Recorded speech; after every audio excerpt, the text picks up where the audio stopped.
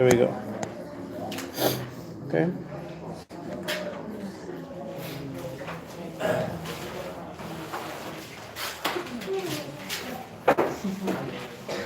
Okay. So, last time when we were talking about the influence of the different Greek classic philosophers, so to speak, we mainly refer to Socrates, right? Girls?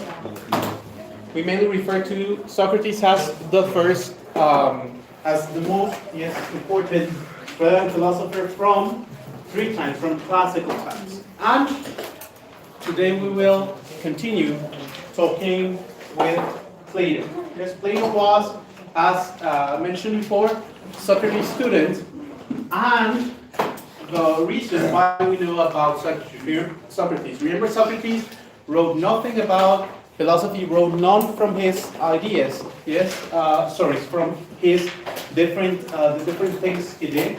Yes, remember, he would actually be interested in questioning people. Yes, his most important gift to philosophy is this method, which we know as. How do we know this method? From Socrates, that had to do with asking. Dialectic method. We know it as dialectic method. We know it as Socrates. Yes, method. We know it as maieutic. Yes, as maieutic. Can you guys help me out to take up the shade? Okay. So, indeed, Plato wrote a large number of books that got to our days. He was very, very prolific in writing. That is, he produced a lot. Can we please put screens away? Unless you're taking your notes. Yes. So, he wrote a lot of different ideas on a lot of different subjects, and a large part of them survived to our days. We're talking, he wrote back in 400 years before Christ, and his writings, yes, got through the classical times, then through the Roman times, then all the way through the Middle Ages, all the way until today. Yes, a lot of his works survive. And he portrayed in these different works. Some of these works are, for example, one of the most important of them is the Republic, in which he talks about ideal forms of government, in which he discusses the different things, how an individual is very similar to a society in their virtue and on their quest for truth, yes, and for the good life. Do you remember this concept, the eudaimonia? Yes, the good life? Okay. So, he did all of these different works as dialogues, in which you would normally see Socrates, one of the characters or the main character, would be constantly portrayed asking other people, other relevant figures from his time, other relevant characters, yes, such as politicians, such as other philosophers, discussing some ideas with them. Yes? Therefore, they work just like these same dialogues. Okay? And therefore, we had already mentioned this makes a Confucian legacy. Why? Because it is hard to determine where does Socrates end and where does Plato begin. Since everything was written down by Plato, Socrates, we know of it because it is a character in many of these dialogues. It is hard to determine where did Socrates' influence stop. Yes? In the first work, Socrates' influence is a lot more marked. Yes? But in later works, things Plato wrote towards the end of his life in a more mature thinking, are most likely his own ideas. Yes? And today we will see, yes, two of his main portrayals of truth. And on Thursday we will go through the last one. Okay? One of the most important legacies for philosophy from Plato is that of the theory of forms. Yes, the theory of the forms.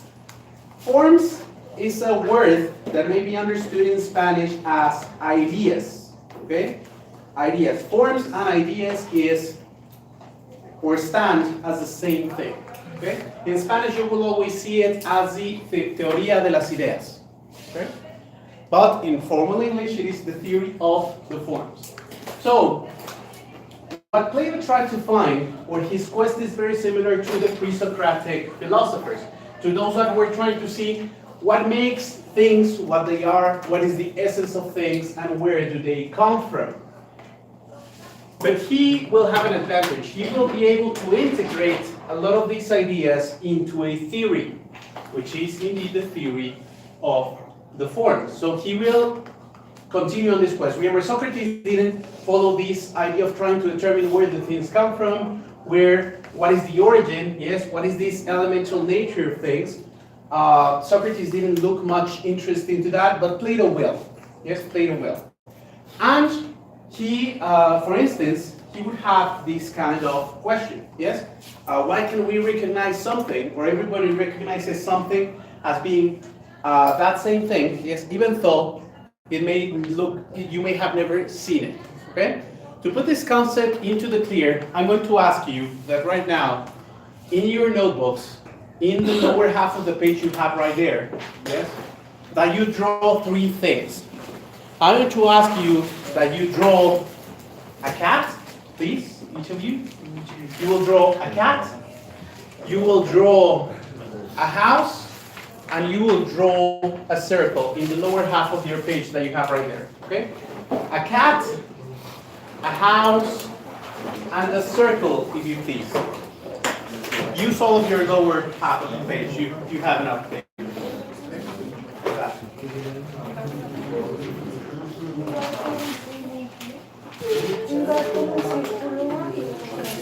A cat, a house, and a circle, if you please.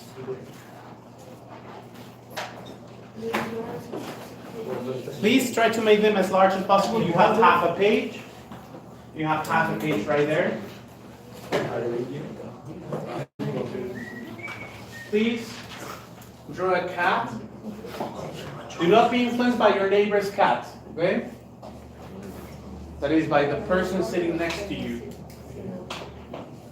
Just draw the cat, the house, and the circle, if you see.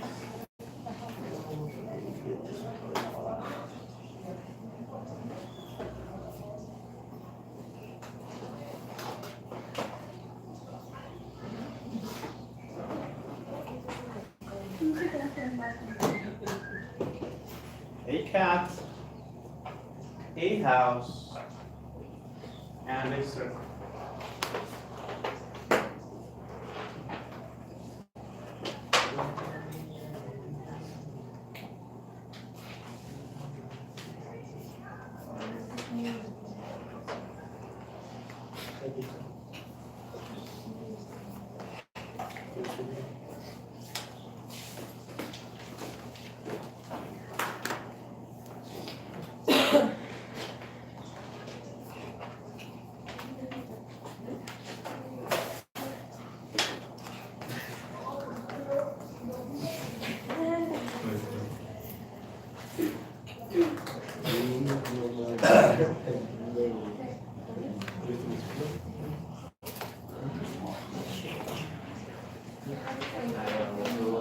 Okay, I see some of you sharing your creations. Do you have a craft?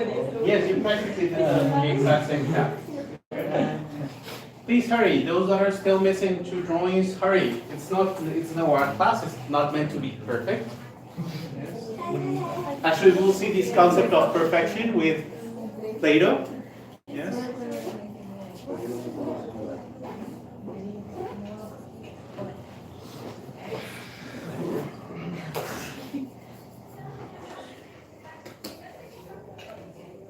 We have cats, houses, and circles.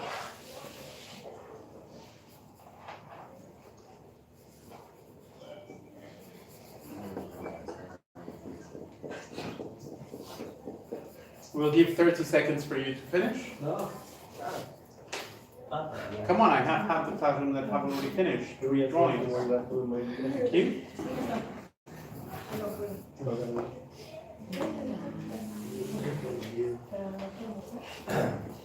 An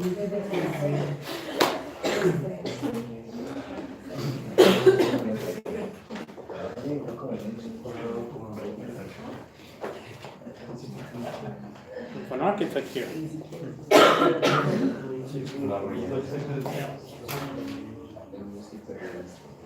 Okay. So let's start questioning an idea. Let's imagine you were to go out of the classroom. We have visitors in campus today. We have candidate competitors, yes. They are junior high school kids. If you went to them and showed them your sheet of paper, yes, and you asked them what is it that you drew, what would they tell you drew? A cat, a house, and a circle, yes? No matter how badly drawn, yes? I have seen some circles so far that they look pretty much like squares, but anyway, they are somewhat a circle, right?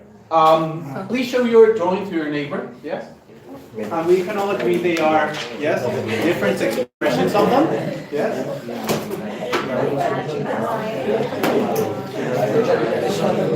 Okay. Now, it is funny, this side of the classroom drew the head of a cat, yes? You see how you communicate with one another? So this half of the classroom drew the head of a cat. They did the same that you did, yes, that you did. You did it kind of, it was like a video game. It was a square one with it's a different vision of a cat, yes. And in this side, yes, many of you centered on the full body of the cat, yes, that makes up the full cat, yes, all together. So, you have all these different impressions. Funny enough, most of you drew a house you have never seen in real life, right? Can I venture what is a house like? So can I imagine the square with the triangle on top? Yes? Some bushes at the bottom, the entrance at the center, which would be very weird for a house if you come to think of it, yes? Some windows, yes, perhaps upper windows if it has 2 stories. A chimney, yes, a chimney. It is possible that your house has a chimney. So, you have drawn a house that most likely you have never seen. And yet it was an individual choice. So, here's what Plato says about this. Why does this happen? And this is his theory of the forms. Yes? The idea is that according to him, we have in our mind the idea, or what most specifically he calls a form, of a perfect circle, yes? A perfect cat or a house, yes? We have it. It's a form, it's an idea, yes? Even though these perfect versions may not exist. So, I would imagine that if you have drawn your full cat instead of just the head of a cat, how many paws would it have? Guys? How many paws would your cat have if you have drawn? You would have 4, right? 4 paws. Yes, 4 paws. How many tails? 1. And it would have a tail to begin with, right? It would have a tail. Yes, most likely.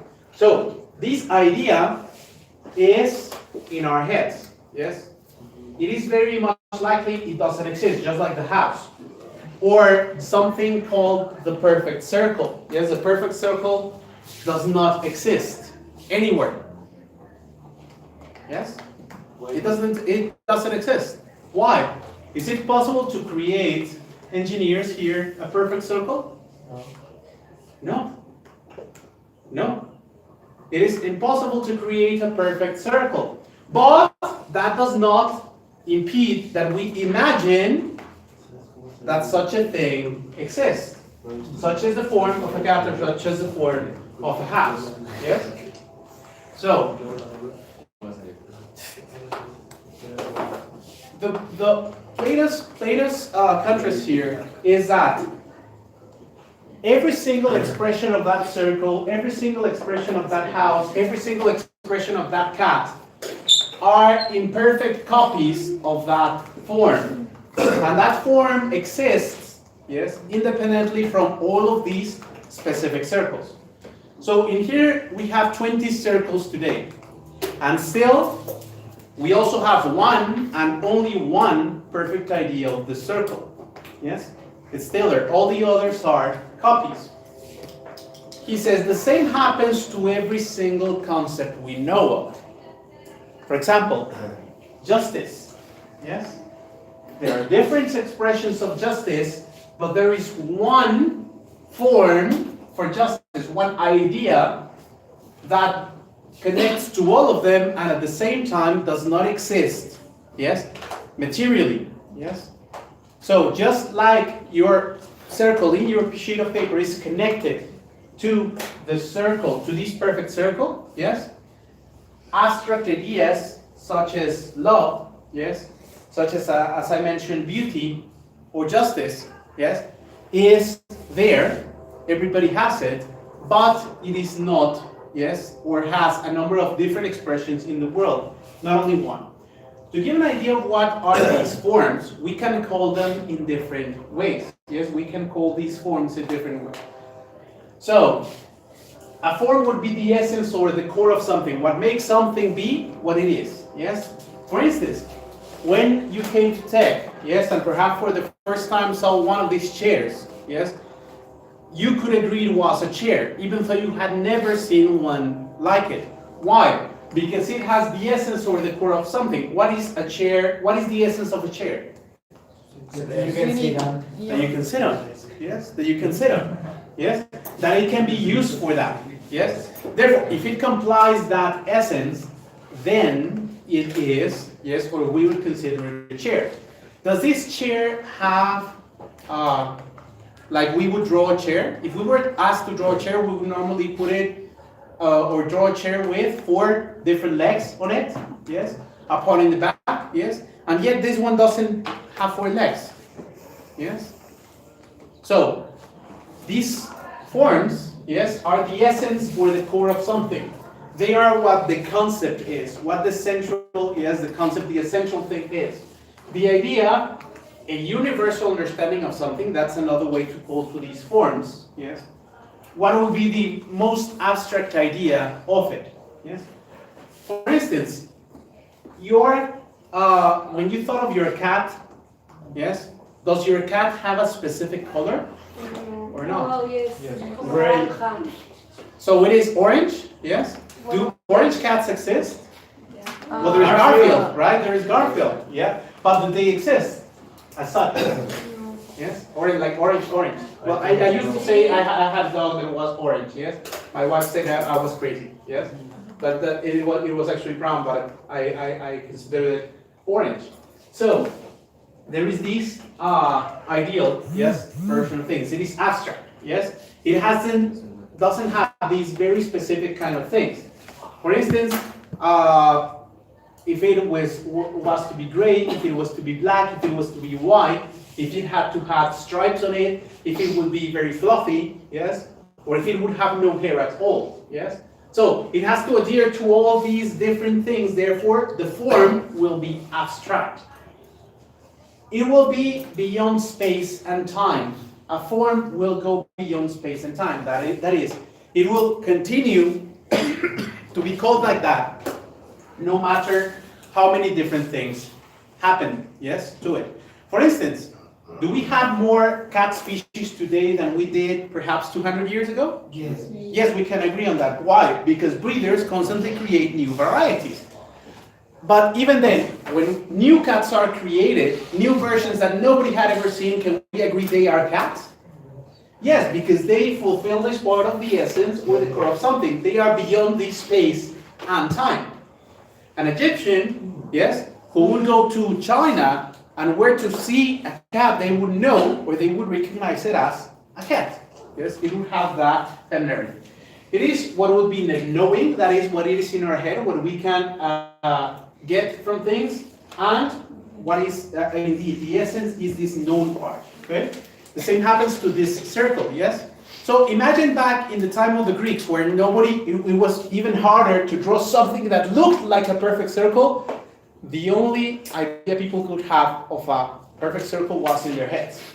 Perhaps today we have visually seen something that approaches to it. Still unachievable, but for them it was even harder. So it was really on the very, very high idea, yes, of these concepts. Okay? So that is the first step. There are forms that are these concepts and these essence.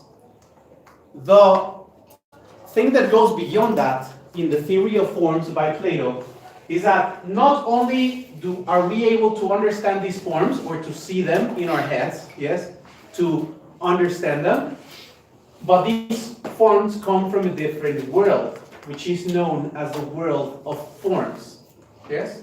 They come from a different world, from a different, let's put it this way, from a different stage of reality. Yes? They exist in this world that is separate from earthly existence. So there is earthly existence where our circles exist, and there is a different world in which that same exact perfect circle that everybody has in their heads exists. Only one circle. Perfect circle. Yes? And it is in a different part of existence. Yes? He said, we have innate knowledge of them. We will understand how. Yes? There is the second theory we're going to talk about, which is his theory of the soul. Yes? Of the psyche. And we are born with that knowledge. Yes, we are born with that knowledge. So that is very similar to what Socrates said. Everyone has their own individual, personalized idea of the cat, the dog, yes, the house, the different ideas of beauty, for example. Yes, everybody has this individual idea.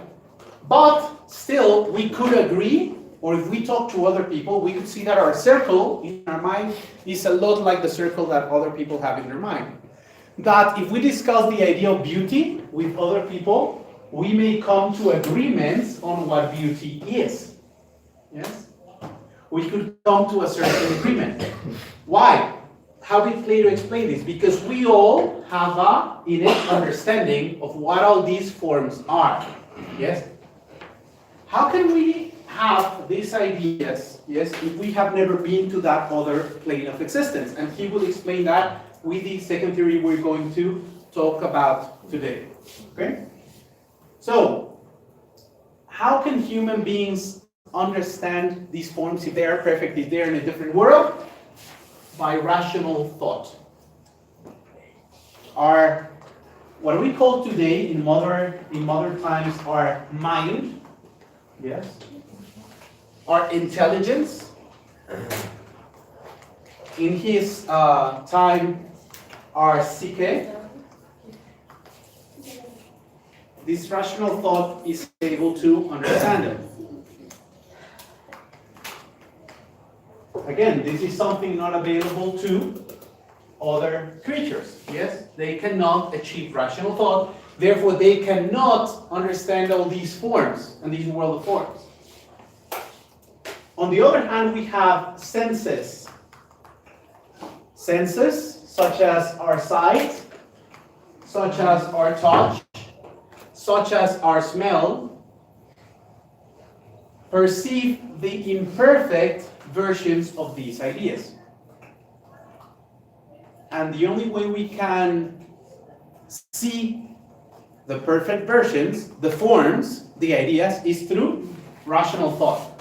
So he's basically putting forward a relevant idea. Our senses are fooling us. Yes, they are fooling us. The thing you can trust in order to discover truth is rational thought. In this theory, Plato will mix a number of previous philosophers, such as Pythagoras, Heraclitus, and Parmenides. What did they talk about? For instance, let's begin with Heraclitus. What did he talk about? What was his arche?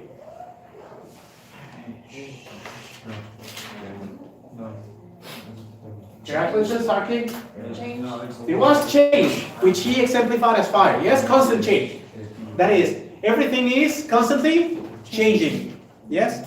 Nothing is concise. Therefore, there is this essence, the only essence of things, the only thing that is constant in the universe is change. Yes?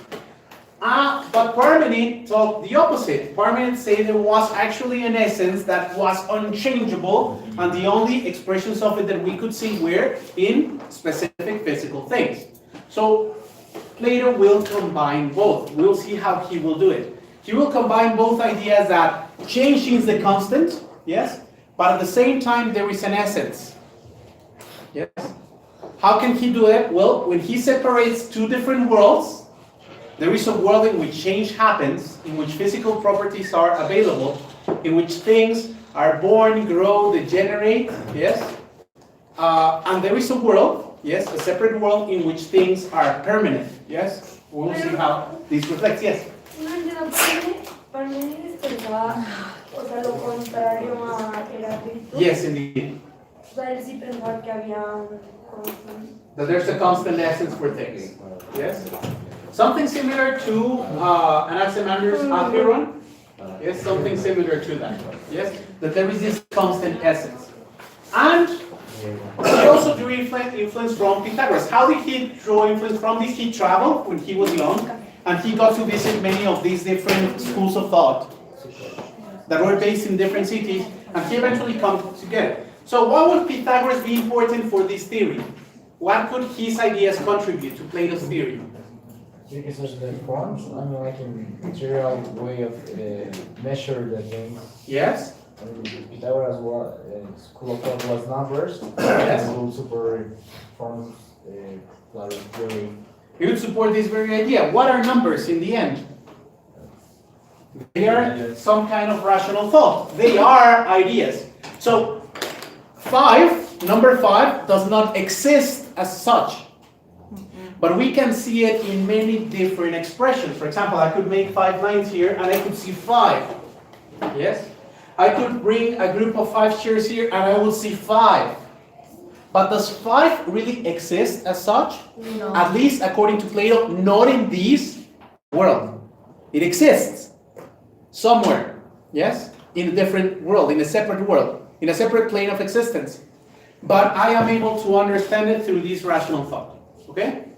Now, let's look at it again. Yes, let's put it together. Yes? So, here we have what we have where we go with the sensitive world. This is the sensitive world, the world we know of. The world we experience every single day. The world our senses allow us to perceive. Window, please. Thank you. So, we have here, for example, different kinds of horses. So these would go or support Heraclitus' idea that change is the only constant. Every single horse is going to be different. There are not going to be 2 horses that are alike, ever. They are going to be different, yes? They are multiple, yes? They are multiple expressions of things. They are corruptible, that is, they will, as I mentioned, be born, grow, develop, and eventually degenerate, decay, and die. They will disappear, yes? They are mutable, they change, yes, and they are particular to what people have seen, what our senses have told us that exists, yes? For instance, I don't know, can you tell me any children's show that you may have seen in TV when you were children? Huh? SpongeBob, good, SpongeBob. So before SpongeBob, nobody had taken a sea sponge and put it like a bath sponge or a dish sponge and made it speak. Yes, nobody before had done it. But today, if I were to mention the idea of a sponge, you would have this idea of the sponge. Why? Because it is something that your senses have perceived and therefore you can think of it in a very specific way. Yes, the same happens to the different cats. Yes, that you have. Your drawings of cats are drawings you have seen before. Yes? The fact that they are even similar, how many whiskers did you draw on your cats? 3 on each side. Yes? Why? Because we are very, very familiar and very much used to this idea. Yes? Sorry, I didn't mean to this idea, but to this expression of the cat. Yes? This particular expression of the cat. Okay? Now, this world we know through what he calls erotics, yes, which is love, which is our expression, which is our senses, yes. We can, through this knowledge, we can learn about ideas. again, ideas will exist in a difference. This may lead us to think what sophists said, that there is no truth, because you cannot say there is one true horse, yes, if every single existing horse is different. So, truth is relative. These may lead to this mistake. What Plato says is that there is an intelligible world of ideas. There is a world we can understand that is made of these forms. This world has the forms or the modals of things. So what he says is not only that they exist, but that every single part of these is made after this one. These ideas are unique. That is, there is the idea of a horse, or the form of horse. They are eternal. Yes, they do not transform. They do not change. They are immutable. Yes. And they exist independently from the human mind. The human mind is able to understand them, but the human mind does not create them. Yes, you did not create the idea of a circle. We have had the idea of a circle for centuries. Yes, we are able to understand them. Therefore, if these are the modals, if these are the molds, all of the material world we can see is copies. Yes? So there is the form of a chair, and this is a copy of that. This is a copy of that. Yes? There are different copies that are part of this physical world we can perceive through our senses. Yes? The same applies, as we mentioned, to abstract ideas, yes, such as, for example, the concept of good, which is, this concept of good would be essential to giving out a number of meanings to other kind of ideas. Ethical, yes, that of aesthetic ideas, such as beauty, yes, would also come from the idea of good. Mathematical ideas, this is the influence that it has indeed from Pythagoras. It will also bring other ideas from Pythagoras. Or the idea of every small thing, which makes up what we would call today science. What does science try to understand in the modern day? Things that go beyond our physical perception. That it actually goes into our rational understanding of things. Yes? So far, do you think anybody has seen an atom? No. No, nobody has seen an atom. However, we can mathematically understand it. We can physically understand it. Yes? It grows to a number of things in order to know that such a thing exists and it is there. How do we achieve that? Again, through this rational thinking. Okay? Rational thinking gives us this truth. So, this is the real world. This world which cannot be reached but only understood, yes, by the human psyche, yes, soul, the human mind, yes, is what is real. Therefore, what would be the title for the physical world? It is a lie. It is false. The physical world is false. Yes? It is a lie. Therefore, truth cannot be relative because there is only one truth. There are many. If this is truth, what would this be? Copies. Versions of the truth, particular visions of the truth, but not the truth itself. Yes? So that is why it is very important to separate from what the Sophists said, that truth was relative.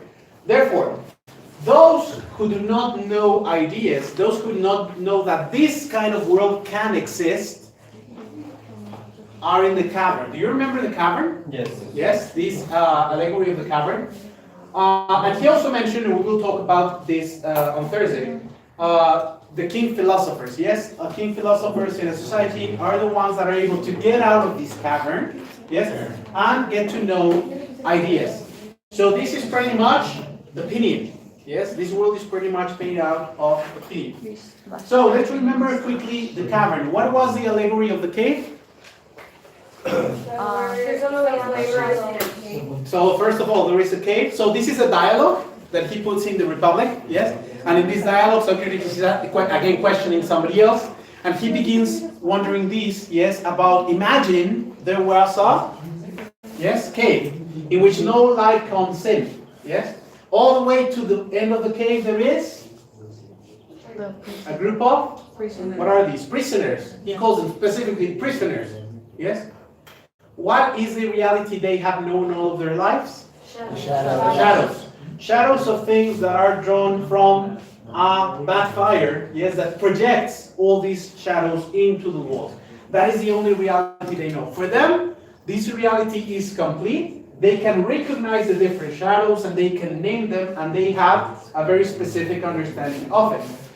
But eventually one of them breaks free and goes out of the cavern. Yes, what happens at first? Yes. En muchas preguntas tú nos preguntabas que cuál sería tipo nuestra cave. What would be a modern version of a cave? Ajá. Yes. Ese sería como nuestra imaginación. Not exactly our imagination, but what we perceive as truth without questioning it. Yes? For instance, let's put it into something that may happen very, that may be common. Yes? For example, let's imagine you are told something about somebody. Yes? And you go through your day thinking that is truth. That is not imagination. That is what information you received, you heard it, yes? And you establish it as that. Does that change your perception of the person, what they told you? Yes, it changes it. Yes, it changes it. But what is the only way of knowing if that is actually true? By asking if it is, or making rational thinking about that thing that you were told. Yes? So this thing is not our imagination, but rather what our senses allow us to take from reality. When we go out of the cave, the idea is when we are able to question these perceptions. Yes? Or these opinions. Yes? Or these things we call truth, but we have never questioned. Yes? So it is not, imagination may enrich it, but it is not imagination per se. Yes? It is not imagination per se. It is what we know to be true. Yes? Going out of the cave means questioning it.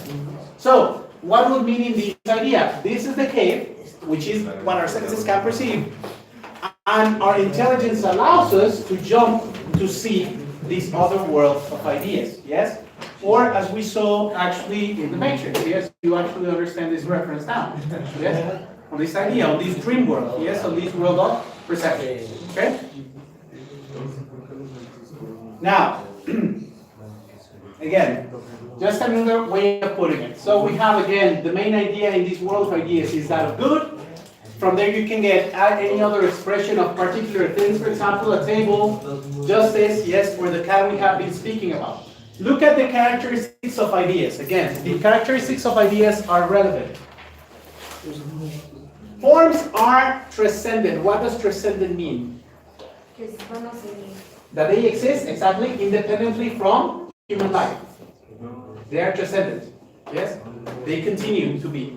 It doesn't matter if you had, for example, the idea, yes, or if you conceived it, yes, in the end, it will survive beyond you. Because you are, or we are, yes, these imperfect copies. We'll see how that works.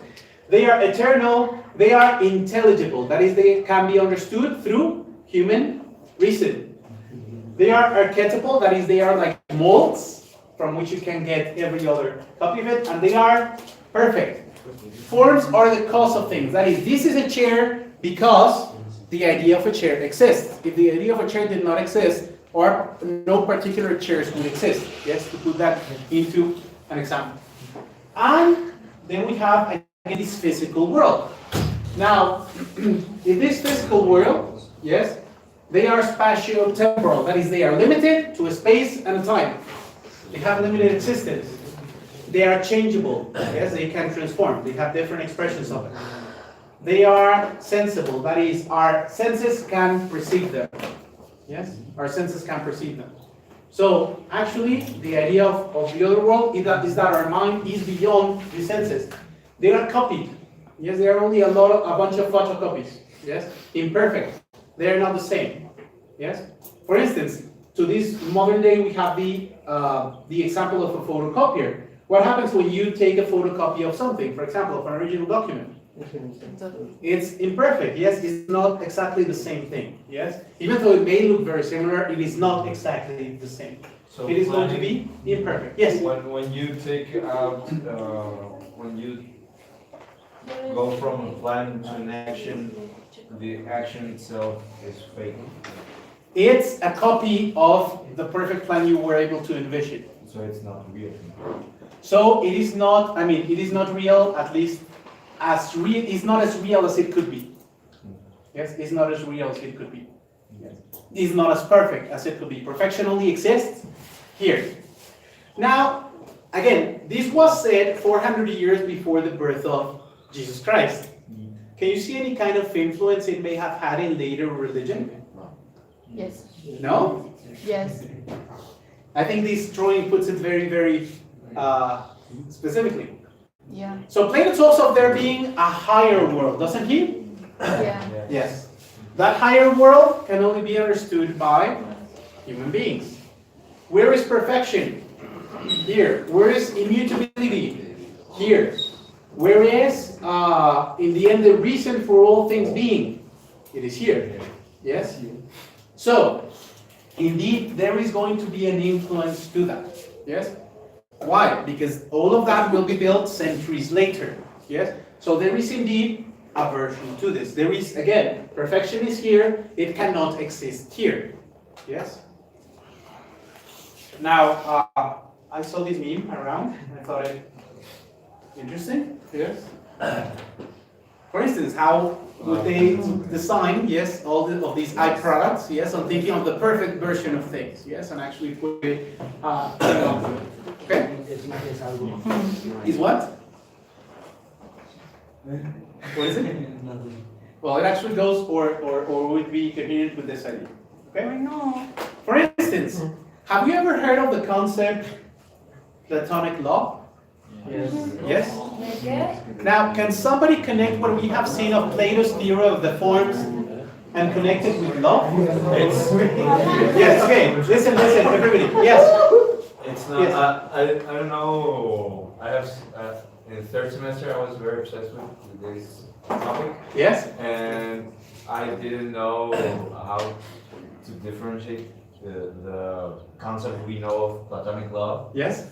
I always assume that it's one thing, so the Platonic love we know right now is like being like very invested in someone. Yes, indeed. But I think it's more like we have already seen it's the thinking of liking someone from afar, not like interacting with that person. You simply love that person in a strange manner, where it's not an interaction. It's like a sight. I don't know. Good. It's like, Yes. So I wouldn't actually mention that they are different, but actually the notion that we have of Platonic love is very much connected, yes, or can be deepened through this vision. Yes.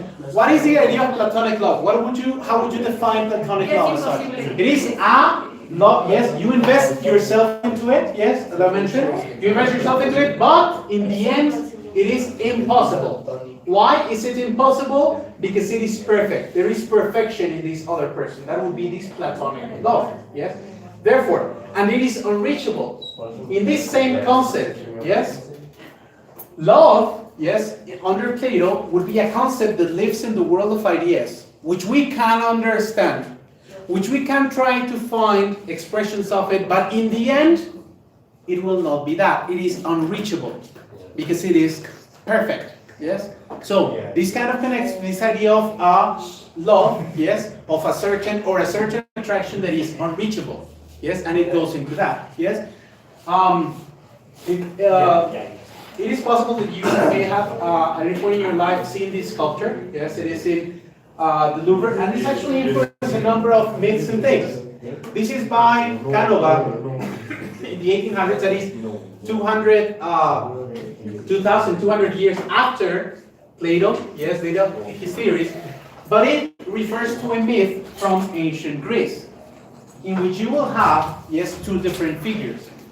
There is Eros, which we normally know as Eros. Eros is the Greek name. What would be the Roman name to that? Cupid. Cupid. Yes, there is Cupid. Yes. So there is Cupid, which is this expression of, in the end, the one that is the son of Aphrodite, who is the goddess of beauty. Yes. And there is Psyche. Yes. Psyche, which was said to be a woman that was more beautiful than Aphrodite. And therefore, Aphrodite sends his son, Cupid, to try to make her fall in love with a very underserving man, so that she wouldn't be seen and adored more than her, more than Aphrodite. When Cupid goes to fulfill his mission and he sees her, what happens to Cupid? He falls in love with her and is unable to fulfill the mission from Aphrodite. Yes? Now, where am I going? Psyche is another very important concept within Plato. Yes? I have already mentioned what does Psyche mean. Yes? Psyche would mean, under today's term, yes, would mean like a soul, or Plato referred to it as a soul. Okay? Again, this is 400 years before Jesus Christ. This is 600 years before Catholicism. Yes? And there is this concept of the soul, which we can literally translate as, in Spanish, alma. Exactly. Profe, ¿pero qué no Cupido era un símbolo religioso? O It sea, will also later become this religious symbol. Much of the Greek mythology will be put into these countries. We'll see how it actually fits. Yes? So you will see it fitting, because we have seen a number of authors reinterpreting and reinterpreting the same ideas. Okay? So, the Greek word for that would be this psyche. Okay? Today we use these words. Actually, Mr. Treva, you used it in your essay, right? Psyche. Yeah. What do we use this word for normally? Mind. For the mind. Yes? So, it is nothing like the soul that the Greeks envisioned. Yes? Again, this word means this soul. And we use it in a different way. Yes? We use it for the mind. However, for the Greeks, it was one altogether. Just like sciences, like hard sciences and social sciences would be together in the Greek world, yes? There was no division of this mind and soul. It was only one concept, which is this psyche. Okay? Which is this psyche. This is where the world psychologists come from. That is the one who understands this human soul. Yes, we refer to this human soul. So, psyche is a part of us that makes the choices. It is like this part of us that is able to decide. This is the thing that makes us different from animals. Sound familiar to Christianism? Yeah. Yes, the soul is the thing that makes human beings different from animals. What we refer today as are the mind or our will. What is the translation of a will? Voluntad, exactly. Or our intelligence. All of that goes together into this concept of the psyche. And for the Greek, the psyche was not here. The function of the brain was discovered until many centuries later. It was thought to be a useless organ. Where do feelings, mind, intelligence happen for the Greek? All happens here. Yes, all happens here. Yes, it has an influence, therefore, in the way we think about it. It is responsible for the life we lead. So if our psyche, yes, is doing well, then our life will be well, because we take good decisions. We have the ability to change and make different choices. So our psyche can transform. It can learn. Profe, pero también eso puede Yes. cambiar. O sea, por ejemplo, que tú piensas que es un amor platónico Yes. y no sé, con los años o dependiendo si te empiezas a llevar con él Yes. o con ella, Yes. ya no sea platónico. So when it breaks and it turns out it was not the form, it was not perfect, therefore you realize, oh, it's just this other horse. It is not that ideal one, it is this one. Yes. Therefore, mutable. Yes. Therefore, imperfect. Yes. As such. Yes, indeed. Yes. Sure. Yes. But what I read more than the soul, the thing that makes us different from animals Yes. is our ability to imagine things that doesn't exist Okay. and use them to move a lot of mass of people Yes. in that idea. Yes. Indeed. That is a very recent anthropological understanding of society itself. Yes? It is very recent to that. But in the end, it builds by these previous works to it. I have a goal that we may eventually get to that understanding of things on how we actually build these societies. Yes? So that is a very recent anthropological advance. Yes, on it. It's again, it's also a theory. Yes, on it. Very good. Okay, so our psyche throughout our life, it tries to perfect itself until goodness. So our objective in life is to reach goodness, ultimate goodness. And also, and our soul, our psyche, drives us to it. Now, here's a very relevant part regarding the soul. For Plato, the psyche, or the soul, is perfect. How can it be perfect if we live in an imperfect world? Because the soul, or the psyche, comes from the world of ideas. Yes? That is, when we are born, yes, our soul transcends from the world of ideas to the physical world. Just like there are ideas and there are things, well, in the case of the soul transcends from one world to the other one. And there is a duality. There is the body and there is the soul. And they are different things. The body is going to decay. The body is going to die. The body is imperfect. The body is not eternal. Yes? But the soul is. Again, why can it be perfect? Because it comes originally from the world of ideas. It comes here. What happens when we eventually die? If you believe This in a religion, psyche, you go to a, here's the thing. to a heaven or Yeah, very good. So, that is, but which particular religion are you speaking of? Not if you believe in a religion. Only a handful of religions talk of this same concept. In particular, the one you are familiar with. Catholicism. Catholicism, when you die, first of all, there is a soul as well. Yeah. What are the characteristics of this soul? You have to be good to Huh? have a true life. Good, for it to eventually have this eternal life. And it is the one that is going to have an eternal life, not the body itself. Yes? Good. So, the quest of this soul is to have a good life. Yes? Very similar to that. Yes? And it comes from this other world, originally. And eventually what happens when the body dies? It will return to this world it came from. Yes? Again, this was 400 years, 600 years before Christianism, 400 years before the birth of Jesus Christ. And therefore, that is why our psyche is able to understand ideas.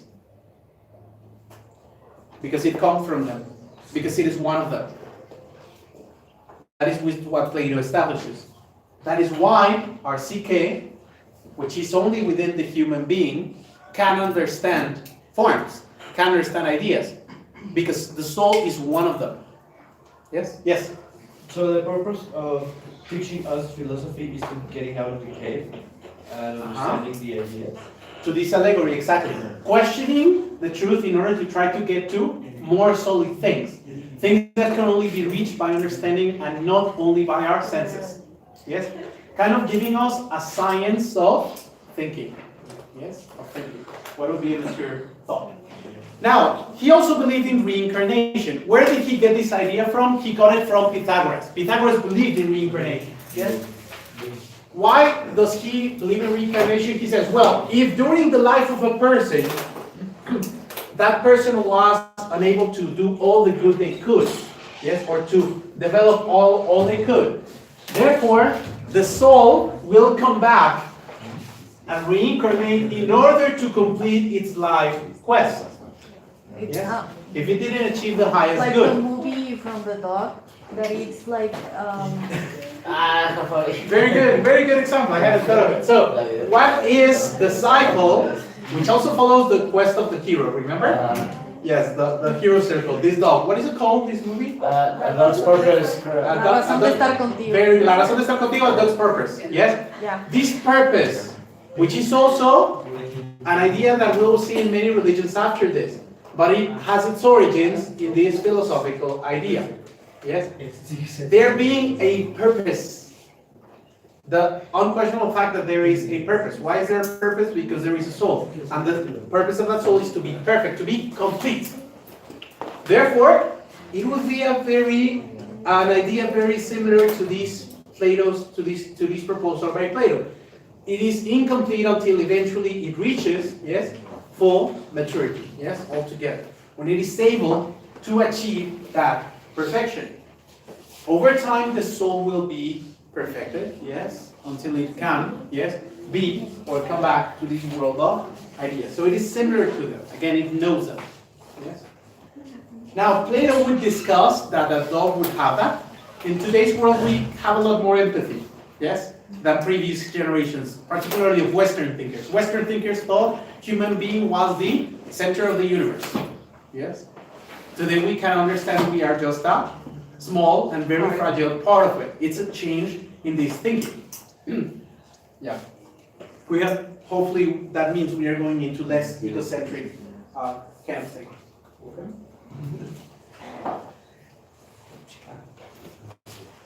So this is this idea of the soul, okay?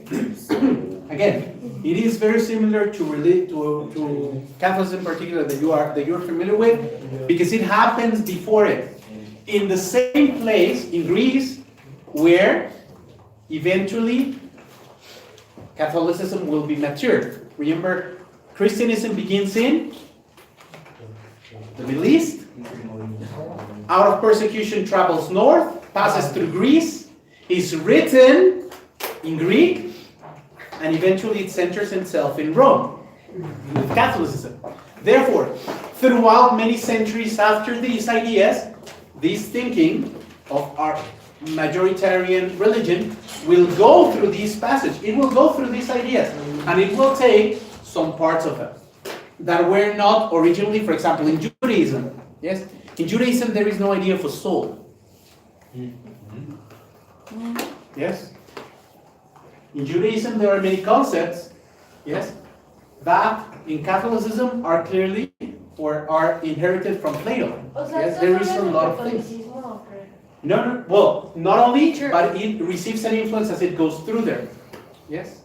When we go at other religions and things, we can see connections. Yes, there are Indian connections. Yes? Also in Hinduism, they believe in reincarnation. Yes, and out of other motives. Yes, so there is going to be this belief in reincarnation. Now, that idea in reincarnation comes even older than this. Yes, and it is even possible there was some kind of connection. Yes. There was So some in kind of- Judaism, what happens when you die? Huh? What happens when you die in Judaism? In Judaism? They're expecting Well, do you for- remember there to is come back. the idea of a final judgment? Yes? Yes, but they're expecting for Jesus to come back in order to raise up. Not Jesus, but the Messiah, Yeah. which Catholics consider They Jesus don't is recognize the Jesus Messiah, as- right? sorry. Exactly. So we have that. But they don't have like heaven and that. No. Okay. No. Yeah, I remember a chapter. There is from- simply an end of times. I remember a chapter of Family Guy that, Yes. where the dog Brian tells Stewie that he has to go with different religions, Yes? and he tells him that if you ask a Jew what happens when you die, they can answer you. And then he goes to the rabbi, and the rabbi is, that doesn't matter, and he begins to Yes. talk about other things. Now, here's the thing why it doesn't matter in Judaism, because how good you do in life is an expression of God's favor. Yes. That's why a lot of Jewish people will try to strive for success, because it is a show of being chosen by God.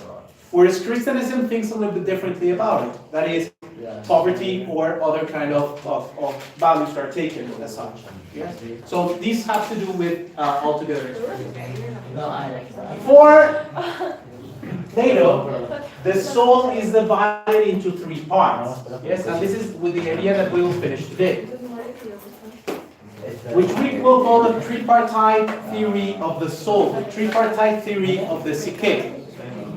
The psyche is divided into three different parts, which are the spirited part, which is the spirited part, the part that gives you the will, voluntad, yes, the drive, or creativity. Yes? Again, psyche stands for mind, soul, intelligence. Yes, for all of these things.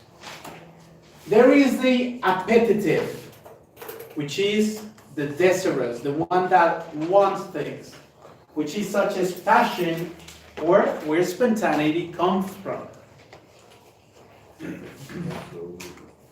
So you can find somebody that is, yes, passionate, but does not do things, yes? Or you can combine these two, yes, in different things. And finally, there is the logisticon. The logisticon stands for rationality. Discipline, control, and reasoning. Yes? These three parts of the soul live together. And they have different, let's put it like this. Let's put it like levels, okay?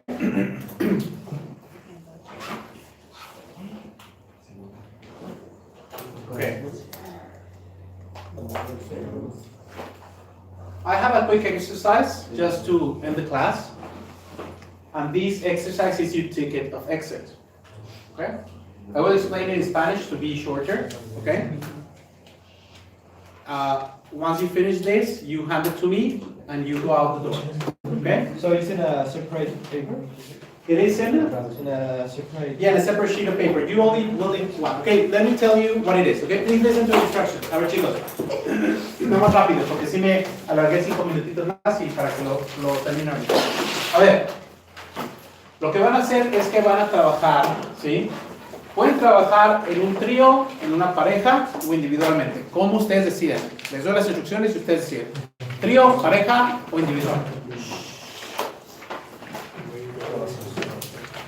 Fíjense lo que van a hacer. Me van a dibujar, ¿sí?, a cada uno de los integrantes, ¿sí?, así un dibujo sencillo, así de palitos, no necesitamos nada más complicado, ¿sí?, de lo que hagan ahorita, de hacer trío, pareja o si no ustedes mismos, ¿sí? Y como si fuera juego de video, imagínense el tablero de un juego de video. ¿Qué tiene el tablero de un juego de video? Tiene cuánta vida te queda, cuánto poder, cuántos puntos, no sé, como ustedes quieran verlo, como ustedes se lo imaginen. Y me van a dibujar, a ver, ponen a la persona y al lado ponen sus tres, digamos, niveles o indicadores en cada una de estas. Como cuando eliges un cochecito de carreras en estos juegos así, y que te dice, este tiene tanta velocidad, pero tiene tanto, ¿cómo se llama? Para frenar o lo que quieran. Imagínense que esa personita tiene estas tres cosas. Y son tres niveles distintos, así como ustedes quieran poner. Puede tener mucho de uno y poquito de otro, o más o menos los tres balanceados, o como son. Pero entonces van a platicar, ¿sí?, o de lo que se conocen, y van a ponerle, bueno, tú parece que tienes así de esto, así de esto, así de esto, ¿sí? De cada uno de estos tres. A ver, esa es la primera cuestión. A ver, primera pregunta, y me lo ponen como dibujito así, ¿sí? Ponen a cada uno de los miembros y cómo están esos tres niveles en estas tres ideas. Logisticon, Spirited and Appetitive, ¿ok? Esos tres. Y le ponen nombre, ¿sí? Segunda pregunta, hagan lo mismo por favor pensando en la sociedad mexicana. O sea, ¿Cómo se compone, digámoslo así, él en estos tres aspectos, así tal cual con el mismo tablerito, el alma de la sociedad mexicana? ¿De cuál tiene más? ¿De cuál tiene menos? ¿Están balanceados? ¿Qué es lo que dicen? ¿Sí? Cada quien va a poner esto. Entonces, dibujo 1, ustedes. Dibujo 2, la sociedad mexicana. Pregunta, ¿sí? Y me van a contestar las dos siguientes preguntas. Anótelas. ¿Es posible lograr el equilibrio entre las tres partes? ¿Y cómo lo harías? ¿Es posible lograr el equilibrio entre las tres partes y cómo lo harían? Esa es una ¿Es una ¿verdad? pregunta? Y la segunda pregunta es, ¿cómo sería una psique perfecta? ¿Qué parte dominaría a las otras? ¿Cómo sería una psique perfecta? ¿Un alma? Te digo, para que lo utilicen distintamente. ¿Sí? ¿Y cómo lo lograrías? Sí, exactamente. Acuérdense, hablamos desde esta teoría, de la teoría tripartita del alma o la teoría tripartita de la psique. No, ¿cómo sería una psique perfecta y qué parte qué? ¿Qué parte dominaría a las otras? Vamos a entregar la hoja. ¿Sí? Me van a entregar la hoja y al momento de entregarme la hoja van a salir. Oye, Pero ¿cómo hace? no puedo poner como Pueden poner así como dividido en pedazos, ¿verdad?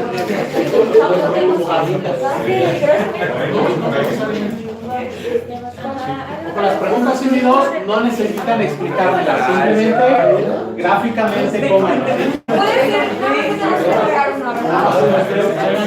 Profe, es una hoja. Una hoja para aquí con la- De la ciudad mexicana.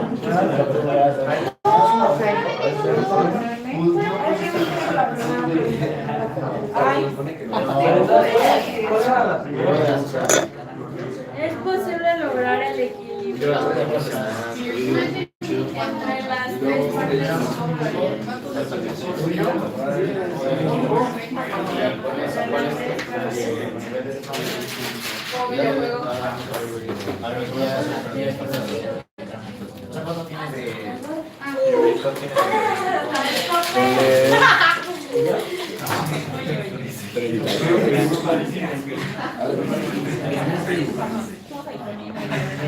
Drawings.